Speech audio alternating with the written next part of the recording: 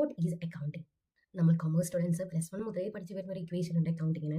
Accounting is the process of recording, classifying, summarising, analysing and reporting an organisation's financial transaction to provide a clear picture of its financial health.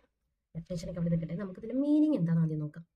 ഈ ഡെഫിനേഷൻ്റെ meaning എന്താണെന്ന് വെച്ച് കഴിഞ്ഞാൽ, ഒരു ഓർഗനൈസേഷൻ്റെ financial ട്രാൻസാക്ഷൻസിനെ ഒരു systematic മാനറിൽ record ചെയ്യുക, classify ചെയ്യുക, summarise ചെയ്യുക, analyse ചെയ്യുക, അതിനെ റിപ്പോർട്ട് ചെയ്യുക എന്ന് പറയുന്നത് ഫിനാൻഷ്യൽ സ്റ്റേറ്റ്മെൻറ്റ്സ് ആക്കുക.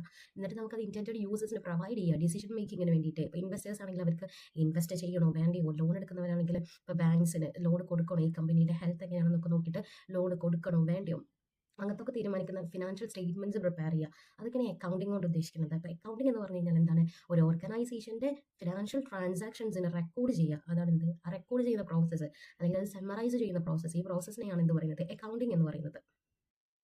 ഇതിലൂടെ നമുക്ക് നമ്മുടെ കമ്പനിക്കകത്തേക്ക് വരുന്നത്, നമ്മുടെ കമ്പനിയിൽ നിന്നും പോകുന്നത്, നമ്മളിപ്പോൾ ക്യാഷ് ആണെങ്കിൽ തന്നെ നമ്മുടെ ക്യാഷ് അകത്തേക്ക് വരുന്നത്, നമുക്ക് കമ്പനിക്ക് എത്ര ക്യാഷ് കിട്ടുന്നുണ്ട്, കമ്പനി എന്തെല്ലാം പർപ്പസിന് വേണ്ടിയിട്ട് എന്തൊക്കെ ക്യാഷ് യൂസ് ചെയ്യുന്നുണ്ട്, അതൊക്കെ നമുക്ക് എന്ത് ചെയ്യാൻ പറ്റും? ഈ അക്കൗണ്ടിങ് പ്രോസസ്സിലൂടെ നമ്മൾ എന്തിനു വേണ്ടിയിട്ടാണ് ക്യാഷ് നമുക്ക് കിട്ടിയിട്ടുള്ളത്, എന്തിനു വേണ്ടിയിട്ടാണ് നമ്മൾ ക്യാഷ് യൂസ് ചെയ്തിട്ടുള്ളത് എന്നൊക്കെ നമുക്ക് എന്ത് ചെയ്യാൻ പറ്റും?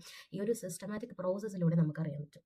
So, therefore, accounting helps us know how much money comes in, how much money goes out, and where the money is used. ഇനി നമുക്കൊരു എക്സാമ്പിളിലൂടെ അക്കൗണ്ടിങ് എന്താണെന്ന് നോക്കാം. ഇപ്പോൾ നമ്മൾ സപ്പോസ് ഒരു സ്റ്റേഷനറി ഷോപ്പാണ് നമ്മൾ എന്ത് ചെയ്തിട്ടുള്ളത്, നടത്തുന്നത് വിചാരിക്കാം. നമ്മുടെ stationery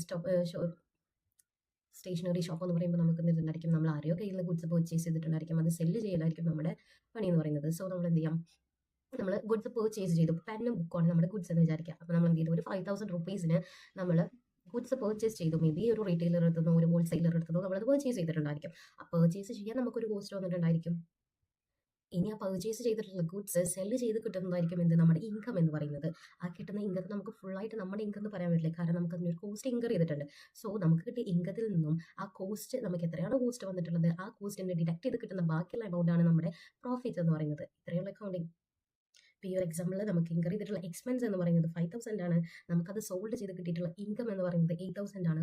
so therefore my profit എന്ന് പറയുന്നത്, അല്ലെങ്കിൽ നമ്മുടെ പ്രോഫിറ്റ് എന്ന് പറയുന്നത് എത്രയാണ്? 3000 ആണ്. ഇതാണ് അക്കൗണ്ടിങ്ങിൻ്റെ ഏറ്റവും സിമ്പിൾ ആയിട്ടുള്ള ഡെഫിനേഷൻ, സിമ്പിൾ ആയിട്ടുള്ള എക്സ്പ്ലനേഷനും.